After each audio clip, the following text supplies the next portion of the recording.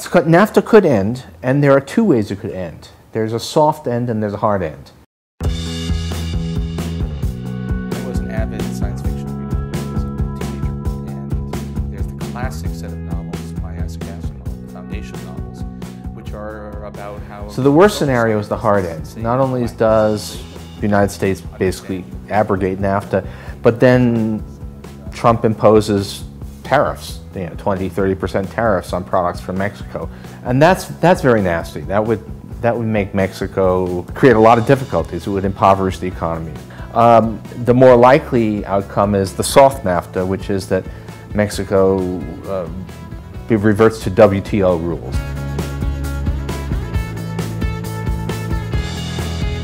I mean, the United States is an economic superpower.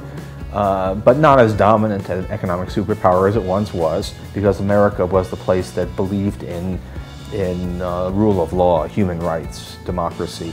Now we have a impulse control problem, tin pot authoritarian. What does the United States stand for at this point? And actually, even if you make a deal with the United States, what good is it, since this administration likes to rip up deals, almost on a whim.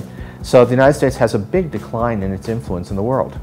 Would be if Trump had all of the authoritarian instincts he has, but was also competent. He's a very scary person, and clearly has no respect for democracy, no respect for freedom of speech, and so far, his legislative agenda has been a complete failure.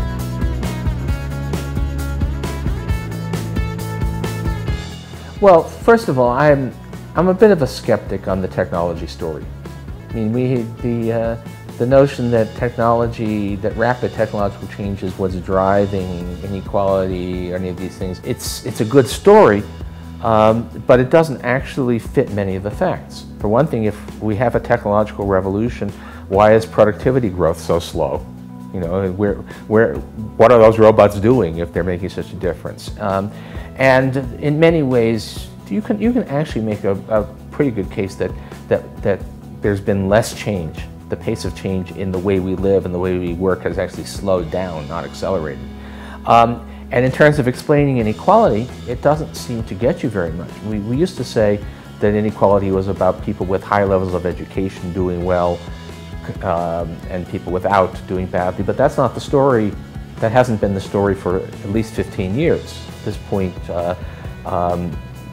incomes have been stagnant for the typical college-educated worker as well. I'm kind of a skeptic about the technology story so far, but about what happens to technology going forward. Artificial intelligence was really a joke 10 years ago. Now, some things really work.